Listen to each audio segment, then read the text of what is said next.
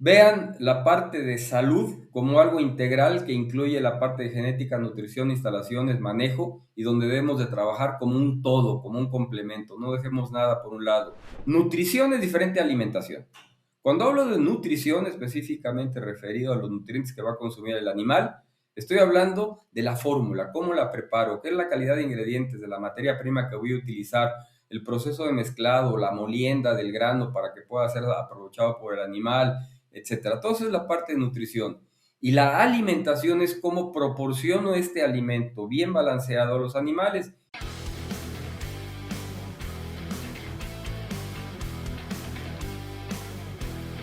¿Qué tal, estimados escuchas de este podcast de ADM? Sean bienvenidos a una edición más. Soy Arturo García y es un gusto para mí el que nos acompañe nuevamente. En este episodio vamos a platicar sobre cómo podemos promover la salud a través de la nutrición.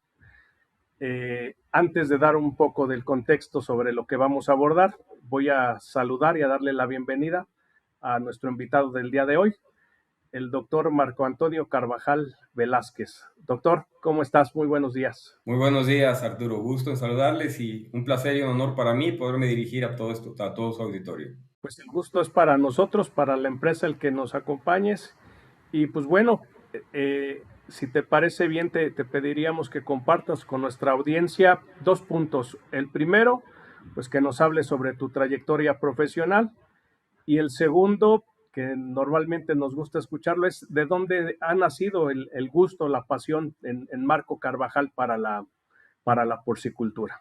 Pues primero, obviamente, agradecer a ADM por brindarme el honor de compartir con ustedes algunas de las experiencias que he acumulado después de algo así como 50 años de dedicarme a este noble gremio de la porcicultura. Mi nombre es Marco Antonio Carvajal Velázquez, como ya lo indicaste, Marco Carvajal, de manera mucho más sencilla. Y bueno, yo soy egresado del Instituto Tecnológico Regional de Tehuacán como técnico laboratorista químico. De ahí cursé la carrera de médico veterinario zootecnista en la Universidad de Veracruzana, en la Facultad de Medicina Veterinaria y Zootecnia en Veracruz. Hice una especialidad en producción animal cerdos en la Universidad Nacional Autónoma de México y tuve la posibilidad de hacer una maestría en patología y producción porcina en la Universidad Autónoma de Barcelona. En mi trayectoria laboral inicié como administrador en una empresa familiar. Yo viví toda mi infancia en una granja avícola, era de huevo para plato. Yo siempre supe que iba a ser veterinario, nunca me quedó duda de ello, pero originalmente me pensaba dedicar a aves, fíjate. Y alrededor de los años 70 empezaron a meter en esta empresa cerdos y la verdad es que quedé prendido de la especie, me encantó porque es una especie donde colaboras en todas las partes, desde el desarrollo de los reemplazos, la parte de inseminación, gestación, bueno, en ese entonces era monta natural, obviamente, ¿no? La parte de gestación, partos, destete, crecimiento, desarrollo y engorda, en fin, era un trabajo integral que me encantó y desde entonces pues es donde he enfocado mi área profesional. Trabajé, como comentaba, los primeros años en esta empresa familiar. Después estuve como asesor técnico independiente en la región centro-sur del país. También fui responsable de campañas zoosanitarias para la Asociación de Porcicultores de Tehuacán. Después trabajé también en la Unión Ganadera Regional de Porcicultores de Puebla y el Comité de Fomento y Protección Pecuaria del mismo estado. En julio del 99 ingresé a Elanco Salud Animal como servicio técnico para cerdos en Latinoamérica, donde colaboré hasta diciembre de 2016. Y en marzo del 2017 me integro en el equipo de trabajo de Pig Improvement Company, empresa de genética, en el área técnica inicialmente y después en el área de salud. En la parte gremial también he estado participando en diferentes grupos como AMBEC, la AASB, que es digamos el AMBEC en Estados Unidos. Con ASA trabajo desde finales de los años 80. También formé parte del grupo técnico de sanidad porcina de Senacica y soy parte desde hace algunos años del Consejo Técnico de la Organización de Porcicultores Mexicanos o Pormex. Este enero del 2026 inicié mi proceso de retiro, ya después de muchos años y ya con la edad adecuada.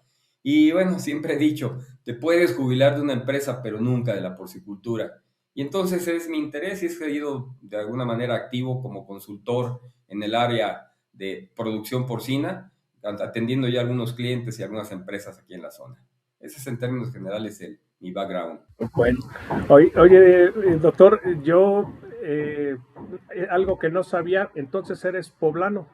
Efectivamente, nací en Tehuacán, Puebla, no lo comenté y así es. Bueno, nací en Tehuacán, Puebla y viví, como decía, mi infancia en una granja porcina cerca de Tehuacán, a 15 kilómetros de Tehuacán. Ese es un dato que yo no tenía. Lo que sí recuerdo que cuando estaba yo trabajando en porcicultura, bueno, en las granjas directamente en Tepatitlán, te conocí trabajando con el ANCO precisamente. Pero bueno, pues bienvenido, doctor, y también, bueno, aprovechando el espacio, pues quiero darte una felicitación adelantada. Sabemos que en este próximo AMBEC, el evento pues, es en homenaje a ti, a tu trayectoria. Es algo que nos congratula, que te felicitamos. Y pues bueno, gracias por compartir tu trayectoria, porque hoy, gracias a esa trayectoria que nos has compartido, pues sabemos por qué te estaremos homenajeando por allá en Aguascalientes en algunos meses. Gracias, muchas gracias. Pues entrando un poquito en tema, Marco, hoy, como lo decía el título, es promover la salud a través de la nutrición. A veces muchas personas pensamos que la salud es solamente vacunas, la salud son solamente medicamentos, tratamientos a través de medicamentos, y de repente obviamos o no contextualizamos que también la nutrición puede fomentarla. Para abrir, Marco, la charla del día de hoy, me gustaría que nos platicaras un poco si hay una relación directa entre nutrición, salud intestinal o salud, pensando en algo general, y el desempeño productivo de las granjas. Definitivamente. Yo diría que están estrechamente ligadas e interrelacionadas. Pero es un poco más complejo que esto, Arturo y amigos que nos escuchan. Es algo, digamos, integral. Yo manejo en esencia 4 elementos fundamentales en el área de producción. Los 4 elementos que integran la producción, estoy hablando de granjas de cerdos, pero puedo aplicar también para aves, para ganado bovino. Y en general lo que nosotros trabajamos en las granjas es una genética que nos va a dar un resultado predecible. Trabajamos con instalaciones que nos ayudan a que la genética se exprese, con manejo de los animales que nos ayudan a que el personal interactúe en el cumplimiento de diferentes factores que requerimos. Y finalmente el área de nutrición. Lo digo al final porque es el tema que vamos a tratar, ¿no? En un contexto original lo manejo en el segundo punto, pero ahorita lo voy a dejar al final porque va a ser donde vamos a ahondar un poquito más. Entonces, de estos 4 elementos, ¿por qué esos 4 elementos? Porque son los que yo decido. Yo decido si voy a comprar una genética o voy a utilizar únicamente animales de la engorda o de las genéticas que hay disponibles en el mercado, con cuál es con la que quiero trabajar, si compro hembras, si compro genética líquida, en fin, qué es lo que quiero hacer. Yo es mi decisión.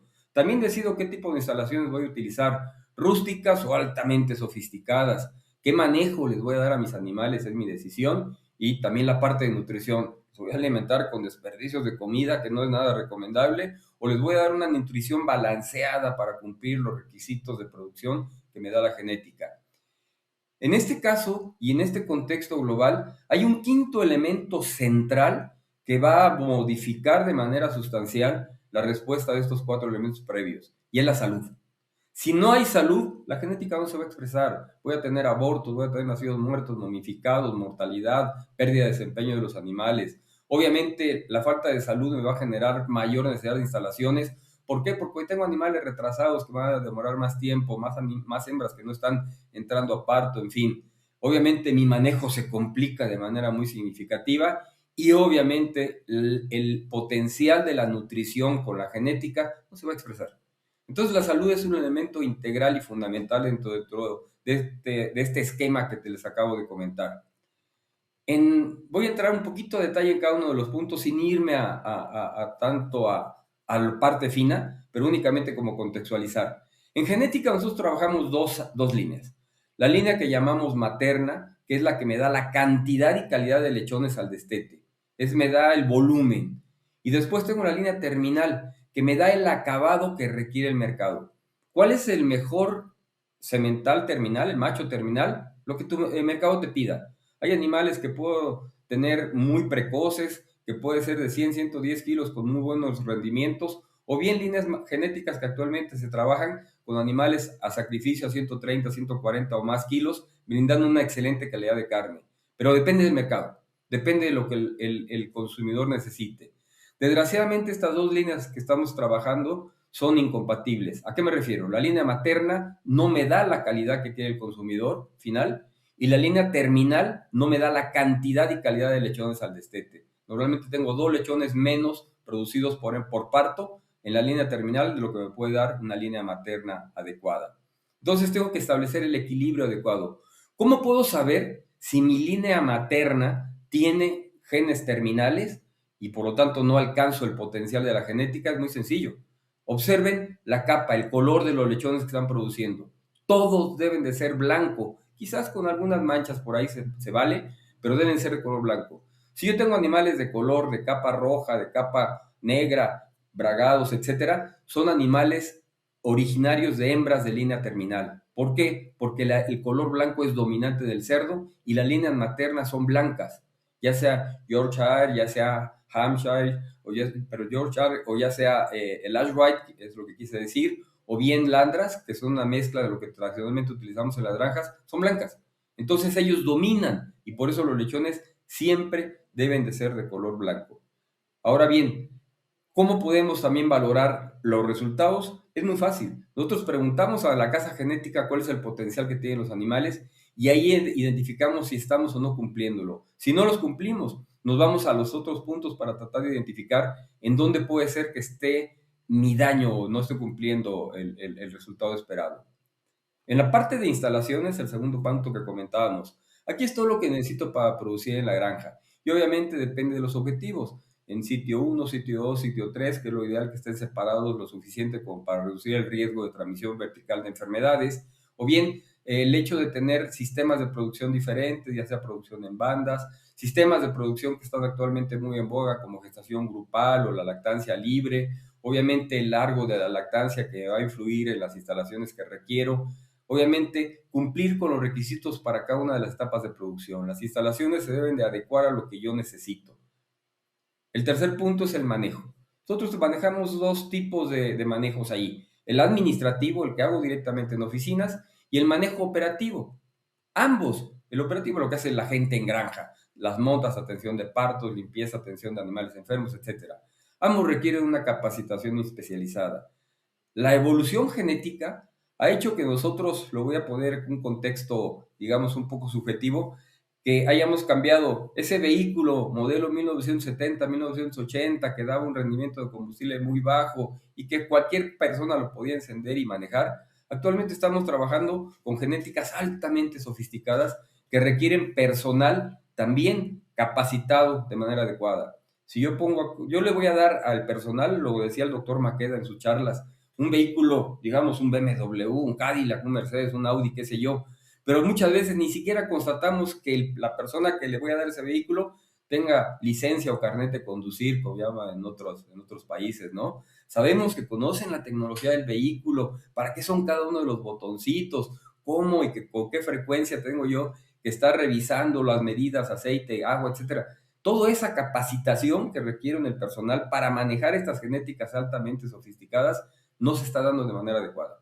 Creo que ahí tenemos un área de oportunidad muy grande para poder actualizar a nuestro personal en lo que estamos haciendo en las granjas. Y finalmente llego al área de salud como una parte indispensable, ¿no?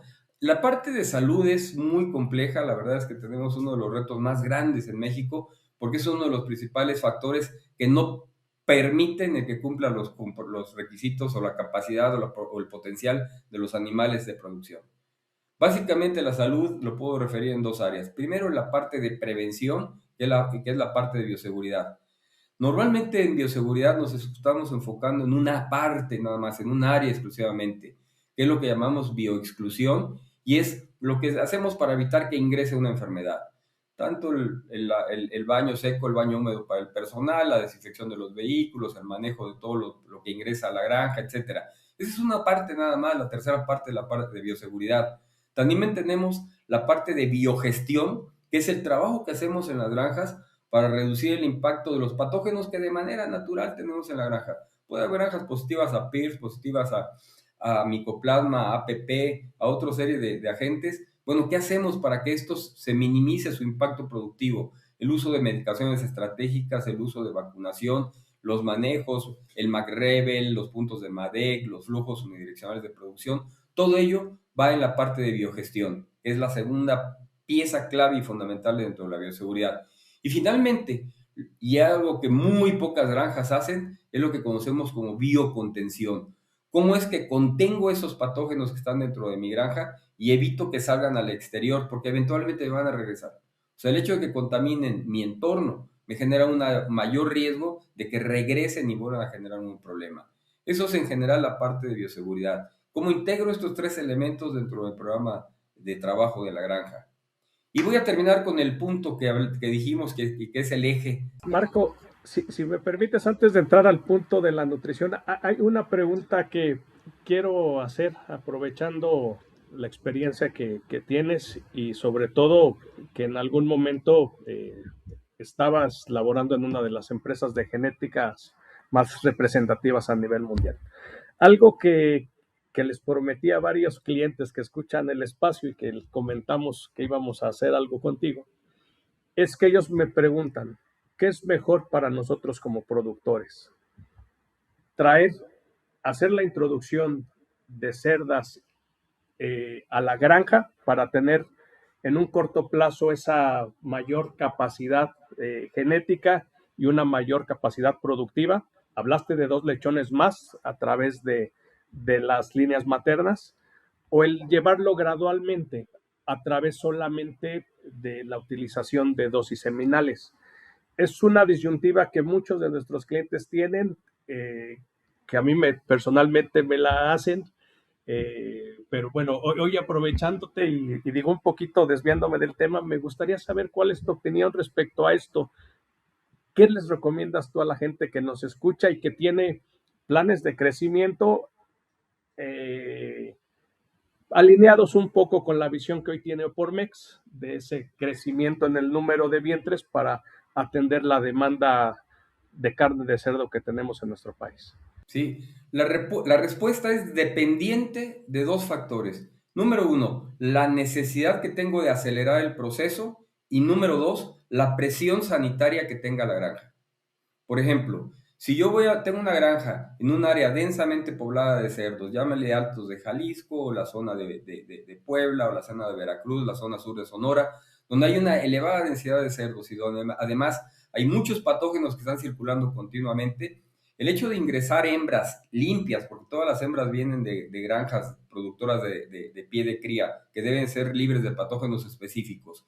Entonces, meter esas hembras libres de patógenos específicos me significan un riesgo mucho mayor. En ese tipo de granjas es preferible hacer mi recambio genético a partir de semen, a partir de genética líquida, a partir del ingreso de semen de línea materna que me permita ser mejor en un protocolo perfectamente bien definido, porque también ahí hay un problema grave en la implementación. Entonces, si yo tengo un efecto, un problema grave o estoy en un área de alto riesgo, preferible a través de semen. Si estoy en un área relativamente limpia o donde puedo hacer los manejos muy bien hechos para adaptarme a mis hembras de reemplazo, en ese caso es mucho más efectivo el utilizar la hembra de reemplazo. Cierto, es mucho más costosa la hembra de reemplazo de lo que me cuesta producir una hembra en granja. Sin embargo, el precio de venta de la hembra de desecho absorbe unos 70-80% del valor de la hembra de reemplazo. Entonces, esa sustitución tampoco significa una inversión tan grande para el productor y por el otro lado, el beneficio es increíble, es muy grande, pero depende de qué capacidad tenga de adaptar a mis hembras de reemplazo. Marco, la última pregunta en esta pequeña desviación que estamos haciendo. En zonas de alta densidad, donde recomiendas que hagamos a través del semen esa inclusión de una mayor capacidad productiva, de una mejor genética, ¿cuántas generaciones crees que tardemos? Digo, obviamente sé que no hay son seres vivos, no hay un estándar, pero ¿en cuántas generaciones crees que podamos ver eh, un reflejo de esa inversión de esa genética nueva, ¿no? Sabemos que si compramos las hembras, traen la capacidad ya, es alimentarlas, cuidar la parte de instalación, de manejo y de nutrición que bien les comentaste. Pero si estamos haciendo un programa, ¿en cuántas generaciones podemos tener esa mayor cantidad de lechones producidos por hembra durante cada parto. Si lo enfoco al resultado en sitio 1, es decir, producir más lechones hasta el destete, normalmente la diferencia es entre comprar las hembras y meter la genética líquida, la diferencia es de alrededor de un año. Si lo refiero hasta la venta ya de los cerdos finalizados, pues obviamente el periodo me aumenta otro medio año, en términos prácticos, medio año más en alcanzar el resultado. Entonces, entre genética líquida y el uso de la compra de hembras, la diferencia es aproximadamente un año.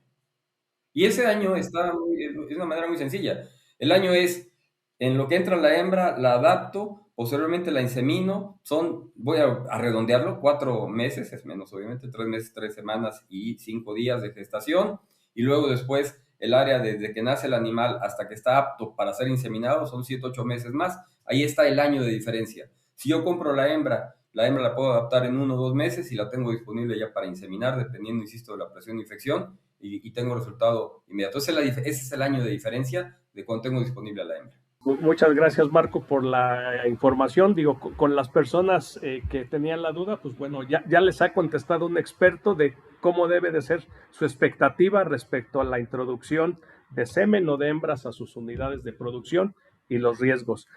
Ahora sí, Marco, si me permites, regresamos al punto de la nutrición y lo enfocamos nuevamente a nuestro tema original de la charla después de este pequeño paréntesis. Perfecto, gracias, Arturo. Sí, la nutrición es el punto fundamental, es el combustible que requieren los animales para poder producir. Ahí también tenemos que ser más amplios desde el punto de vista mental. Primero que nada, nutrición es diferente a alimentación. Cuando hablo de nutrición específicamente referido a los nutrientes que va a consumir el animal, estoy hablando de la fórmula, cómo la preparo, qué es la calidad de ingredientes, de la materia prima que voy a utilizar, el proceso de mezclado, la molienda del grano para que pueda ser aprovechado por el animal, etcétera. Todo eso es la parte de nutrición. Y la alimentación es cómo proporciono este alimento bien balanceado a los animales. Y ahí es un poco más el área de instalaciones, qué tipo de comedero voy a utilizar, cuántos cerdos por boca, qué tipo de comedero, si es un comedero de tolva, si es un comedero seco húmedo, etcétera, etcétera. Cada uno tiene sus características. Entonces es la primera diferenciación. La tercera, la nutrición, hablo de los nutrientes que requiere el cerdo para poder producir. Y no es nada más el alimento. El alimento es lo más costoso y es una de las variables más importantes, cierto. Pero el otro nutriente indispensable es el agua. Calidad, cantidad, disponibilidad de agua, temperatura del agua, es fundamental. Y el tercer nutriente que muchas veces olvidamos porque es gratis, entre comillas, es el oxígeno, el aire que requiere el animal para vivir, ¿sí? Entonces, ese equilibrio entre los tres nutrientes es fundamental. Entonces, el alimento, insisto, le damos la mayor atención porque es el que presenta la mayor inversión de las granjas. Se estima que entre el 70 y el 80% de mi costo de producción de un cerdo en pie es el alimento. Es cierto. ¿Cuál es el problema con el alimento? El hecho de llevar un registro adecuado de la calidad, de la cantidad, de la disponibilidad, de los consumos de alimento en los diferentes grupos.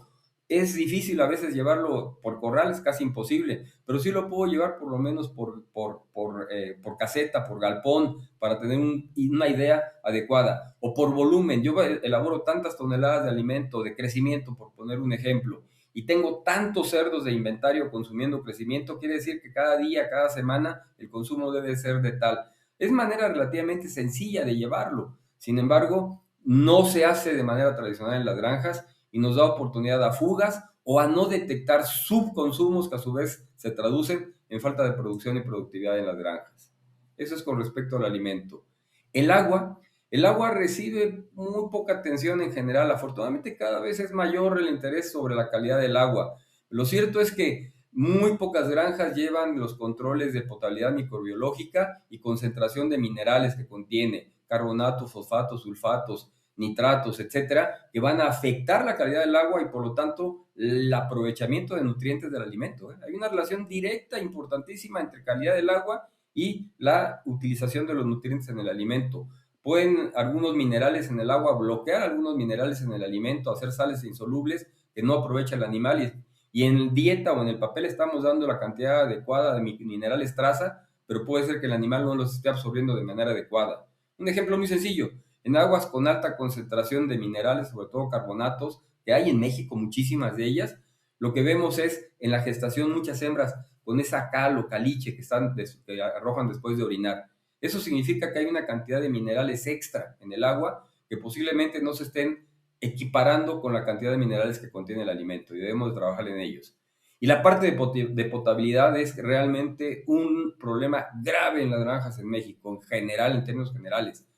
Insisto, el problema más grave es que no se mide. Y les comento algunas experiencias. En una granja en los Altos de Jalisco tuvimos un problema, nos reportaron un problema de diarreas. Y habían probado todas las medicaciones y no funcionaban, y funcionaba unos días y otra vez volvía el problema. Cuando hicimos la visita a la granja, revisamos las instalaciones perfectamente bien, comederos, bebederos, todo bien. Y cuando me subí a ver los tanques de agua, lo primero que pensé es que le estaban dando chocolate a los animales, del color del agua. Era realmente un agua turbia lo que estaban consumiendo. Obviamente ningún antibiótico va a prevenir eso. Imagínense un bebé, un lechón recién destetado consumiendo agua altísima en contaminantes, pues eso estaba generando la diarrea y ningún antibiótico iba a funcionar. Entonces la calidad del agua es fundamental. Otro problema fue una granja donde tienen un problema también de diarreas en engorda. Al hacer la visita a la granja me dijeron, no, estamos trabajando con un sistema de potabilización de agua porque utilizaban agua de riego agrícola. La pasaban por una potabilizadora y se la daban a los cerdos. Y en la visita a la granja pasamos por la potabilizadora y le pedí al médico de la granja, a ver, enséñame cómo es tu proceso de potabilización. Entramos, estaba todo lleno de telaraña, sucio, y le pregunta al encargado, y a ver, enséñale cómo es el proceso. No, pues no sirve la planta. ¿Cómo no sirve? No, se descompuso una bomba, ya no la estamos utilizando. ¿Hace cuánto tiempo? Hace un mes. ¿Hace cuánto tiempo empezaron las diarreas? Hace un mes. Ah, mira, qué sorpresa, ¿no? O sea, a veces tenemos sistemas que no estamos implementando de manera adecuada. Y el último, nada más como experiencias de campo. En una granja también les pregunté del agua, me dijeron, no, tenemos un clorinador, perfecto. En la visita a la granja pasamos por el pozo de agua, el sistema, y les digo, ¿dónde está el clorinador? Y la respuesta fue, hoy no vino. ¿Cómo? Me dijo, sí, el clorinador era un tipo que se encargaba de echarle cloro al agua todos los días, excepto cuando faltaba, cuando estaba de vacaciones, allá no había clorinador. Y son experiencias reales de campo, ¿eh? Y luego la otra pregunta obligada, oye, ¿y cuánto cloro le aplicas al agua? No, se le aplica 1 litro diario.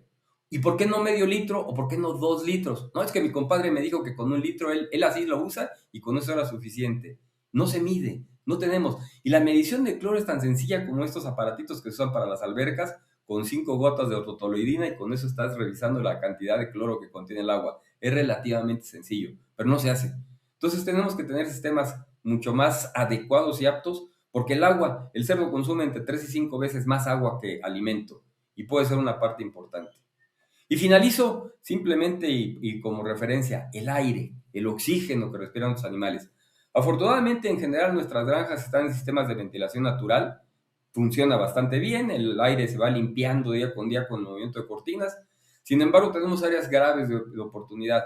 En invierno, estos meses que acabamos de pasar, con temperaturas donde los animales están cerrados a piedra y lodo y tapando cualquier rendijita de aire porque la gente piensa que si le llega el aire al animal se va a enfermar y se va a morir, y realmente no es así. Tenemos gases que son potencialmente mortales, como el monóxido de carbono y el amoníaco, el ácido sulfídrico. A concentraciones elevadas causan daños productivos muy grandes y hay experiencias de mortalidad por falta de ventilación. Ahora imaginen ustedes un destete totalmente cerrado a piedra y lodo, con animales consumiendo oxígeno y además criadoras de gas. Y además muchas veces criadoras de gas mal reguladas, mal calibradas, produciendo cantidades de monóxido de carbono impresionantes. La verdad es que muchas veces problemas clínicos que tenemos en el área de destete no es porque el alimento está causando diarreas o porque esté el PIRS que se esté moviendo, muchas veces es calidad del aire que está respirando nuestros animales. Voy a cerrar con un punto que quizás no todos conocen y me gusta mucho para ponerlo como referencia. Voy a hablar específicamente de un cerdo de 100 kilos de peso. Un cerdo de 100 kilos de peso se come entre 2,5 y 3 kilos diarios de alimento. Ese mismo cerdo de 100 kilos de peso va a consumir entre 10 y 15 litros diarios de agua. El cerdo consume muchísima agua. Aparte de lo que desperdicia, simplemente de consumo requiere esos litros de agua. ¿Saben ustedes cuántos litros de aire a través de la respiración requiere ese animal? Multipliquen. Ese animal de 100 kilos respira 30 veces por minuto. Es decir, estamos hablando y cada respiración es más o menos 1 litro, son 30 litros por minuto. Esos 30 litros por minuto multiplicados por hora, por día, estamos hablando de 43,200 litros diarios de aire que requiere el animal respirar. Y nos preocupamos por los 2,5 kilos, 3 kilos, y así más, siempre le echamos la culpa a los 2,5, 3 kilos de alimento, porque los animales, los cerdos no crecen, no se desarrollan. Eventualmente pensamos en el agua, pero ¿quién piensa en el aire como un punto crítico? Y termino con un detalle. Un cerdo puede estar sin comer absolutamente nada 2 semanas. Sin tomar agua, te puede durar entre 4 y 5 días hasta que se muere. Pero sin respirar, ¿cuántos minutos? Sí, ¿no? Y a veces, Marco, ¿quién piensa en bajar las cortinas, no? Hay ya afortunadamente muchas granjas con sistemas automatizados de ventilación, pero aún esos sistemas automatizados de ventilación no hay quien falte que le va a hacer el movimiento. Todo el mundo es experto y tengo frío, bájale, tengo calor, súbele, y hacen los sistemas un muy mal manejo.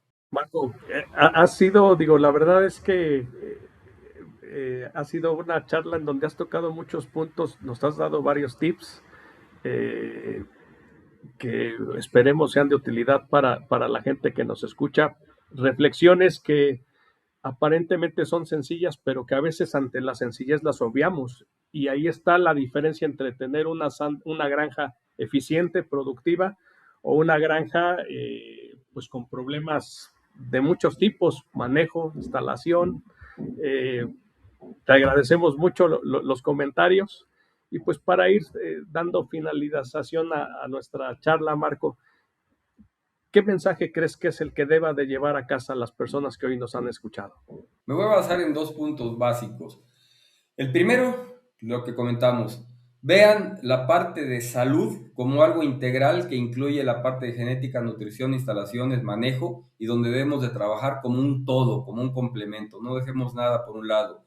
Y en la parte de nutrición, que es lo que más nos impacta financieramente, veamos detalles críticos, la nutrición enfocada no solamente al alimento, aprovechar todas las herramientas que tenemos para mejorar la calidad y la digestibilidad y la salud intestinal para aprovechar ese alimento, insisto, 70-80% de nuestro costo de producción, usemos todas las herramientas para mejorar los resultados. Y obviamente enfocarnos en los demás elementos nutricionales, como es el agua y el aire, para poder complementar este efecto de la nutrición, si no, no lo vamos a ver. La segunda parte, tú lo mencionaste hace un momento, de acuerdo a la Opormex, requerimos de alrededor de, números redondos, 300,000 hembras más para poder satisfacer las necesidades del mercado en México.